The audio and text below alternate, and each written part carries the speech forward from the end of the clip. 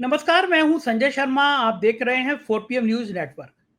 तानाशाह ने कभी सोचा नहीं था कि वक्त का ये दौर आ जाएगा कि उसके कारिंदे, उसके सांसद सांसद को आपको लग रहा होगा मैं कारिंदे कह रहा हूं, लेकिन कारिंदे ही टाइप के सांसद हैं भारतीय जनता पार्टी के। मुंह नहीं खोलते 11 साल तक, कितना ही अपमान हो जाए, कितनी बेइज्जती हो जाए, लेकिन साहब से डरते बहुत। लेकिन कभी कभी ऐसा होता है ना कि तानाशाह का सबसे बड़ा डर ये होता है कि उसको डर ये लगता है कि लोग उससे डरना बंद ना कर दें। और प्रधानमंत्री जी के रिटायरमेंट प्लान से पहले यही हुआ कि लोगों ने उनसे डरना बंद कर दिया। जगदीप धनखड़ का इस्तीफा जो दिया गया है, जो लिया गया, उस कहानी ने भारतीय जनता पार्टी और राष्ट्रीय स्वयंसेवक संघ के अंदर एक बेचैनी पैदा कर दी। ये बता दिया कि जो सांसद बाहर से लाए गए हैं, बाहर से बनाए गए हैं, जो नेता दूसरी पार्टी से लाके बनाए गए हैं, क्या वो पार्टी के प्रति, क्या वो संघ के प्रति विश्वास रहेंगे और उनके उनका और जरूरत क्या पड़ रही है कि बाहर की पार्टी के नेताओं को लाख लाख के बड़े पद दे रहे हो, हमारे यहाँ के कार्यकर्ता दरी बिछा रहे हैं। ये बात संघ से शुरू हुई और भारतीय जनता पार्टी के सांसदों तक फैल गई। राजीव प्रताप रूडी जैसे शरीफ सांसद ने भी अमित शाह पर डायरेक्ट निशाना साध दिया। डायरेक्ट मतलब बातों बातों में, और निशाना साधा उनके सबसे खास सांसद के जरिए, निशिकांत दुबे के ऊपर आरोप लगाते हुए कि निशिकांत दुबे की सरकार में मैं शामिल नहीं हूं। कॉन्स्टिट्यूशन क्लब में वालियान साहब के पक्ष में जिस तरह निशिकांत दुबे ने यह इशारा करने की कोशिश करी कि अमित शाह चाहते हैं कि संजीव वालियान के पक्ष में चुनाव हो जाए, लेकिन जीते वो राजीव प्रताप रूडी, और इसने गुजरात लॉबी को बेचैन कर दिया।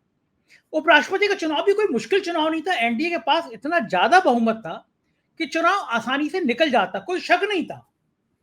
लेकिन फिर सांसद बगावत कर सकते हैं, इस ख्याल ने मोदी, शाह और गुजरात लॉबी के पसीने छुड़ा दी।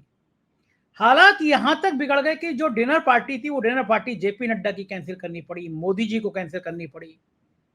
इतने बदतर हो गए कि मोदी जी को सांसदों की पीछे वाली सीट पे बैठना पड़ा। और बॉडी लैंग्वेज देखिए, बॉडी लैंग्वेज बड़ी उदास सी, परेशान सी, घबराई सी। तो ये होता है वक्त का फेर। और मैं हमेशा कहता हूं, जब वक्त खराब होता है तो ऊंट पर बैठे आदमी को भी कुत्ता काट लेता है। ये यही हुआ। उपराष्ट्रपति के चुनाव में धड़कनें बढ़ गई और गडकरी साहब इसमें बड़ा खेल कर सकते हैं। इसकी चर्चाओं ने, जो दिल्ली में इसकी चर्चाएं हुई, उसने मोदी और शाह के पसीने छुड़ा दिए कि अगर गडकरी खेल कर गए, अगर 2-3 दर्जन सांसदों ने अपनी अंतरात्मा की आवाज पर वोट कर दिया, क्योंकि इसमें कोई विधेयक लागू नहीं होता। किसी सांसद ने अगर वोट नहीं दिया आपको, तो उसके ऊपर कोई दल बदल विधेयक, कानून लागू नहीं होगा। तो मोदी शाह को यह डर लगा कि अगर ऐसा खेला हो गया तो शायद रिटायरमेंट के प्लान से पहले ही इस्तीफा देना पड़ जाएगा। अलग अलग खेमों में बैठ के बैठक हुई। इंडिया गठबंधन ने भी सबको इकट्ठा किया, सैंपल दिखाया कि भाई वोट कैसे करना है, एक भी वोट कैंसिल नहीं होना चाहिए। भारतीय जनता पार्टी के 19 सांसद राजस्थान से अलग अलग जगह से बुलाए गए। जिन जिन पे डर था कि ये क्रॉस वोटिंग कर सकते हैं, उनकी बताया जाता है, उनकी जासूसी कराई गई कि कहीं ये दूसरी पार्टी की तरफ तो नहीं है, कहीं इनका झुकाव दूसरी जगह तो नहीं है। और इस बेचैनी ने, इस खेमेबंदी ने भारतीय जनता पार्टी के अंदर कई सवाल खड़े कर दिए। प्रत्याशी भले चुनाव जीत जाए, लेकिन अगर कम अंतर से जीता या हार गया, तो ये तय मानिए कि मोदी साहब और शाह साहब के दिन पूरे हो गए। ये तय मानिए कि भारतीय जनता पार्टी में तानाशाही खत्म हो गई। संजय राउत बहुत कसके तीखा बोलते हैं। साहब ने इस तीखा बोलने के चक्कर में उनको जेल यात्रा करा दी ईडी की, लेकिन संजय राउत डरते नहीं। क्या कहा, मैं आपको सुनवाता हूं। के लिए देश के सांसद अपना वोट डालते हैं, चाहे लोकसभा हो चाहे राज्यसभा हो। कल प्रधानमंत्री भी मॉक पोल में खुद हाजिर थे, देखा मैंने। आज हमारे लोग बैठेंगे, सांसदों को भी मॉक पोल की जरूरत पड़ती है। 5-5, 10-10 बार सुन के आते हैं हम लोग, लेकिन ये एक जटिल प्रक्रिया है। तो उसमें एक वोट भी इधर का उधर न हो जाए या डिस्क्वालीफाई न हो जाए, इसलिए ये तैयारी करनी पड़ती है। ये देश के संविधान की रक्षा के लिए, लोकतंत्र के लिए, राष्ट्रहित के लिए चुनाव उपराष्ट्रपति पद का हो रहा है। हमारे पहले वाले उपराष्ट्रपति कहाँ है मालूम नहीं, किस हालत में है मालूम नहीं। दिल्ली में है या दिल्ली से बाहर उनको ले गया है, उस बारे में पता नहीं। जब तक मिस्टर धनखड़ पब्लिकली अपीयरेंस नहीं देते या सार्वजनिक रूप से सामने नहीं आते, तब तक हम ये सवाल पूछते रहेंगे कि हमारे पूर्व उपराष्ट्रपति कहाँ हैं। ये ध्यान में रखकर देश के सभी सांसदों ने मतदान करना चाहिए। जो लोकतंत्र की बात करेगा, जो हमको रीढ़ की हड्डी है ये दिखाने की कोशिश करेगा, उसको अगर इस प्रकार से गायब किया जाता है तो देश का लोकतंत्र मैं मानता हूं खतरे में है। लोगों की स्वतंत्रता, फ्रीडम ऑफ एक्सप्रेशन खतरे में है। और इसीलिए भारतीय जनता पार्टी के पास जो बहुमत आज नहीं है, ये ध्यान में रखकर सभी सांसदों ने देश की आत्मा क्या चाहती है और अपने खुद की अंतरात्मा क्या चाहती है, ये सोचकर वोटिंग करनी चाहिए। बड़ा नाजुक विषय उठा दिया संजय राउत ने कि देश की आत्मा क्या चाहती है, देश क्या चाहता है, लोकतंत्र क्या चाहता है, और किसी को कुछ शक है बताने में कि देश क्या चाहता है, लोकतंत्र क्या चाहता है। जिस तरह छोटे साहब ने लोकतंत्र की हत्या करी है, जिस तरह चुनाव आयोग को बिल्कुल निरंकुश बना दिया है, मुझे तो कहने में कोई शक नहीं है कि इतना नाकारा और इतना नपुंसक चुनाव आयोग मैंने अपनी जिंदगी में नहीं देखा। तो कोई शक नहीं रह गया कि देश की आत्मा क्या चाहती है। देश की आत्मा यही चाहती है कि साहब मुक्ति दे दीजिए इस देश को, रिटायर होइए, पूजा पाठ करिए, भजन कीर्तन में दिमाग लगाइए। ये जो आप संवैधानिक संस्थाओं की हत्या कर रहे हैं, जो बोलने वालों की जबान पे लगाम लगा रहे हैं, इससे अब मुक्त कर दीजिए देश को। पप्पू यादव ने भी तेज तर्रार सांसद हैं, उन्होंने भी कुछ ऐसी ही बातें की हैं। सुनवाता हूं आपको कि उनका क्या कहना है। इंडिया गठबंधन के उम्मीदवार को सभी लोगों को मदद करनी चाहिए। सब लोग संविधान के रक्षक हैं और हस्त्र देख चुके। एक ने सतपाल जी का देख लिया, धनखड़ जी का देख लिया, कई चुनाव आयोग का देख लिया, और बीजू जनता दल तो अपना खुद देख ही लिया। हस्त्र क्या बीजेपी ने पीठ में खंजर भोंका है। चंद्राबाबू नायडू जी को एहसास है कि क्या खंजर भोंका गया है। और नीतीश कुमार जी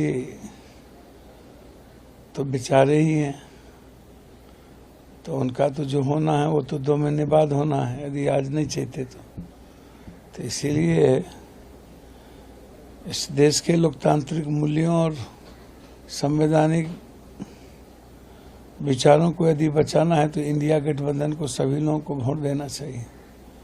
गुप्त वोट है, ये ओपन वोट तो है नहीं। और मुझे लगता है कि यदि थोड़ा भी आत्मसम्मान और स्वाभिमान इस क्षेत्रीय पार्टी को बची होगी तो वो इंडिया गठबंधन को वोट देंगे। ये पप्पू यादव ने ये सारे विपक्ष के जितने नेता इंडिया गठबंधन के, वो सांसदों को बता रहे हैं भाई गुप्त मतदान है, इसलिए परेशान मत हो। ये बिल्कुल परेशान मत हो कि अगर वोट नहीं दिया तो सीबीआई, ईडी, इनकम टैक्स तुम्हारे द्वारे आ जाएगी, क्योंकि गुप्त मतदान है ये। बस एक बार मतदान कर दो, देश के लिए मतदान कर दो। भारतीय जनता पार्टी के सांसदों में भी बेचैनी है, जो घुटन महसूस कर रहे हैं, और साहब को डर लग रहा है कि गडकरी खेल ना कर दें। गडकरी से बहुत डरे हुए हैं। और सुना जाता है कि गडकरी जी ने सुबह गोवा के और कुछ जगह के सांसदों को अपने यहाँ नाश्ते पे बुला लिया है। 10:30 बजे से वोटिंग शुरू हुई है। उससे पहले गडकरी ने बुलाया है नाश्ते पे, थी चर्चाएं चल रही हैं, और इन चर्चाओं ने साहब का तापमान बढ़ा दिया कि क्या गडकरी एंड टाइम पर कोई लोचा दे देंगे, कोई गोली दे देंगे। तो जाहिर है कि ये चीजें धीरे धीरे बड़ा रूप ले रही हैं, धीरे धीरे विस्तार का रूप ले रही हैं, और ये चीजें धीरे धीरे डरा रही हैं। इस बीच प्रियंका चतुर्वेदी, महाराष्ट्र की शिवसेना की तेज तर्रार नेता, उन्होंने भी मोदी और शाह पर हमला बोलने में कोई कसर नहीं छोड़ी है। वोट पड़ेंगे उससे स्पष्ट हो जाएगा कि कौन किस तरफ है, कौन संविधान की तरफ है, कौन संविधान विरोधी है। जो ये चुनाव होने वाला है, उपराष्ट्रपति का चुनाव होने वाला है, ये हमें नहीं भूलना चाहिए। ये हमारे ऊपर ये उपचुनाव क्यों लादा गया है? ये इसलिए लादा गया कि एक उपराष्ट्रपति का टेन्योर काट कर इन लोगों ने एक नए वाइस प्रेसिडेंट का चयन करने की सोची है। ये भारतीय जनता पार्टी की तरफ से हुआ है, तो बाकी सारे दल, चाहे वो बीजू जनता दल हो, YSRCP हो, और बाकी जो भी न्यूट्रल, सो कॉल्ड न्यूट्रल दल हैं, वो किस तरफ वोट करेंगे उसी से स्पष्ट हो जाएगा कि वो सही में संविधान विरोधियों के साथ, ताकतों के साथ खड़े हैं या संविधान की रक्षा में वो जुटे हुए हैं। ये ऑपोजिशन वर्सेस गवर्नमेंट नहीं है, ये constitution versus those who do not believe in the constitution है। ये थी प्रियंका चतुर्वेदी, आप सुन रहे थे प्रियंका चतुर्वेदी को। उन्होंने कहा कि ये संविधान को बचाने की लड़ाई है। तो जाहिर है कि उपराष्ट्रपति के चुनाव में अगर भले एनडीए प्रत्याशी जीत जाए लेकिन अंतर कम रहता है, तो ये साहब के लिए बहुत चुनौती होगी। इस बीच में दो प्रमुख पार्टियां, नवीन पटनायक और तेलंगाना के पूर्व सीएम, उन्होंने भी किनारा कर लिया है कि भाई बीआरएस ने कि हम इसमें भाग नहीं लेंगे। तो ये दक्षिण से भी जो साहब को एक बढ़त की उम्मीद थी वो खत्म हो गई है। गडकरी का प्लान एक्टिव है। इस बीच में जब नेपाल में घटना घटी और लोग हिंदुस्तान की चर्चा करने लगे, नेपाल में सोशल मीडिया बैन हुआ तो लाखों लोग सड़क पे आ गए। लगभग 20 लोगों की पुलिस गोली से मौत हो गई है, फौज की गोली से, सैनिकों की गोली से मौत हो गई है। 200 से ज्यादा घायल हैं। लोग संसद में घुस गए, तोड़फोड़ कर दी, प्राइम मिनिस्टर के घर में पथराव कर दिया। बांग्लादेश में भी ऐसा हुआ है। और ये दुनिया के लिए सबक है कि जो तानाशाह होते हैं, जो निरंकुश शासक होते हैं, जो देश को डराना और धमकाना चाहते हैं, ये एक सबक है उन लोगों के लिए कि अब अगर क्रांति की बातें होंगी तो वो सड़क पे होंगी। कोई मतलब नहीं है भारत का, लेकिन लोग कह रहे हैं कि बांग्लादेश और नेपाल में ही भी राजा जो था, वो राजा ऐसी निरंकुशता की बातें करता था, वो जनता को कूड़ादान समझता था। जनता के हितों की मतलब ही नहीं है कि एक दिन में सोशल मीडिया बंद की, भाई ट्विटर भी नहीं देखोगे, यूट्यूब नहीं देखोगे, इंस्टाग्राम नहीं देखोगे, व्हाट्सएप नहीं देखोगे। इस तरह की चीजें अगर आएंगी तो जनता फिर सड़क पे आएगी। और सबसे बड़ी बात है, जैन जी जो 18 से 30 साल के नौजवान थे वो सड़कों पर आए और पूरा नेपाल का सीन बदल दिया। भारत में लोग तरह तरह की चर्चा कर रहे हैं। कभी होगा नहीं है, महात्मा गांधी का देश है। मैं कभी दुआ भी करूंगा कि भारत में कभी अशांति ना हो, लेकिन जेपी जैसा कोई बड़ा अहिंसक आंदोलन तो खड़ा हो सकता है। छोटी सी बात थी, लाखों लोग सड़क पर आ गए, नारा लगाया सिंहासन खाली करो की जनता आती है, और जनता ने हुकूमत बदल दी। जिस हुकूमत को बदलने का कोई सोच नहीं सकता था, जनता ने बदल दी। तो प्रधानमंत्री को भी समझना चाहिए कि हर समय गुजरात लॉबी के दबाव में आप चाहे सांसद हो, जनता हो, पत्रकार हो, लेखक हो, कवि हो, हर एक को अगर पुलिस का डर दिखाओगे, ईओडब्ल्यू का डर दिखाओगे, ईडी इनकम टैक्स का डर दिखाओगे, तो जनता में बगावत तो होगी एक दिन। नेपाल और बांग्लादेश दोनों उदाहरण है। और शायद मोदी जी को डर यही लगता है कि अगर सिंहासन चला गया, अगर सत्ता चली गई, तो उन्होंने जो कर्म किए हैं वो कर्म बहुत अच्छे नहीं है। आप सोचो, एक चुना हुआ मुख्यमंत्री होता है, उसकी बेटी की शादी हो रही थी, हमारे गांव देहात पास पड़ोस में अगर बेटी की शादी हो रही होती है तो हम दुआ देते हैं, दुश्मन की बेटी भी हो तब भी दुआ देते हैं कि भाई तेरे को अच्छा सा सुखी परिवार मिले। लेकिन वहां क्या, वहां उस मुख्यमंत्री के घर पे बेटी की शादी के समय इनकम टैक्स के छापे पड़वा दिए जाते हैं। ये तंत्र है, ये देश है, इस तरह कहीं होता है। और उसने फिर एक संकेत दे दिया, एक क्रांति कर दी कि भाई अब बहुत हो गया, अब इंतहा हो गई। आप केजरीवाल को, चले हुए मुख्यमंत्री को, सोरेन को, हेमंत सोरेन को जेल भेज देती, कोई आरोपी साबित नहीं हो रहा। ईडी का रेट 1% से भी कम, आधा % है। लेकिन ईडी विपक्ष के नेताओं को धमकाने के लिए, उनसे दल बदल कराने के लिए एक्टिव हो गई है। और जितना भी भ्रष्टाचारी नेता हो, बलात्कारी हो, हत्या हो, चोरी हो, डकैती में हो, लेकिन भारतीय जनता पार्टी की वॉशिंग मशीन में इधर से घुसता है, उधर से साफ सुथरा बन के निकल जाता है। तो लोग कहते हैं कि भैया इनके अंदर कौन से सिरकाव के पर लगे हुए हैं, ये कौन सा दूध के धुले हुए हैं।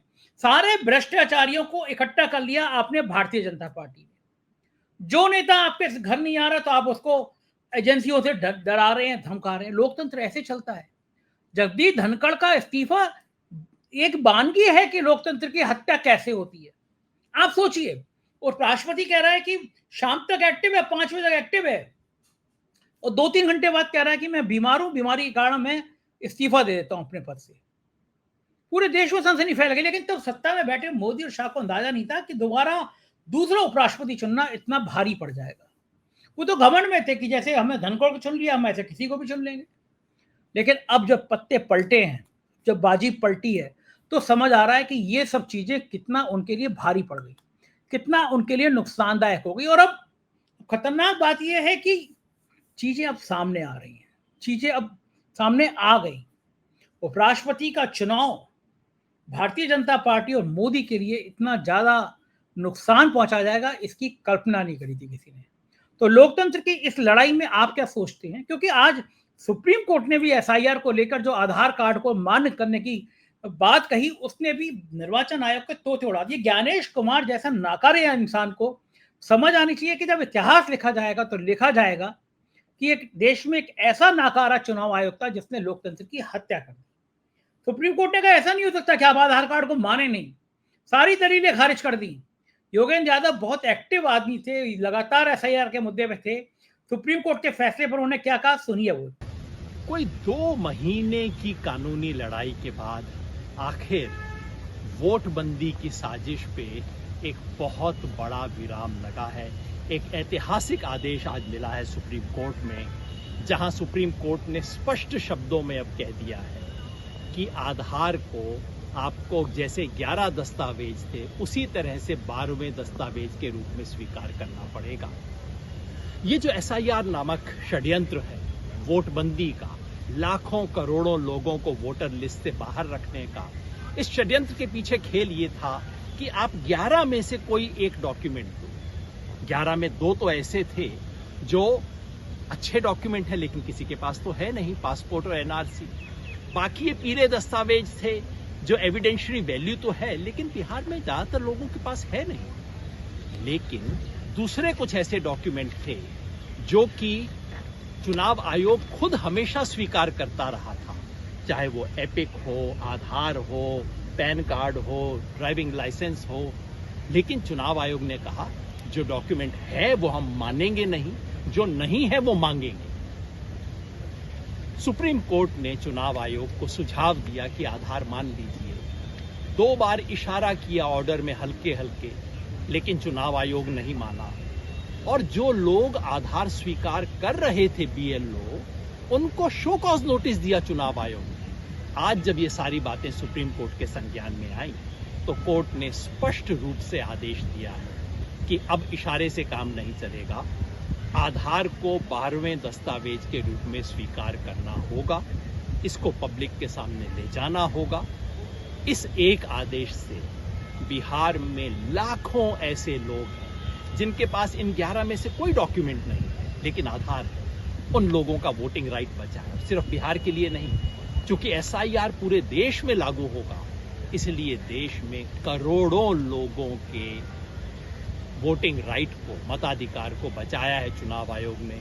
इस देश के संविधान की रक्षा करने की अंतिम जिम्मेवारी इस बिल्डिंग की है और आज सुप्रीम कोर्ट ने अपनी उस जिम्मेवारी का मान किया। धन्यवाद। बिल्कुल ठीक कह रहे हैं योगेंद्र यादव की सुप्रीम कोर्ट ने उस जिम्मेदारी का मान किया, क्योंकि पूरे देश में एसआईआर के जरिए विपक्ष के वोटों काटने की एक बहुत खतरनाक साजिश चल रही थी। इसी तरह तो सत्य चुनाव जीता जाता है, इसी तरह तो सत्ता हासिल की जाती है, लेकिन सुप्रीम कोर्ट ने इन अरमानों पे रोक लगा दी। मैं चाहता हूं इस विषय में आप अपनी राय बताएं, कमेंट करें कि बातचीत कैसी लगी आपको। चैनल को सब्सक्राइब और ज्वाइन करें। शुक्रिया, थैंक यू।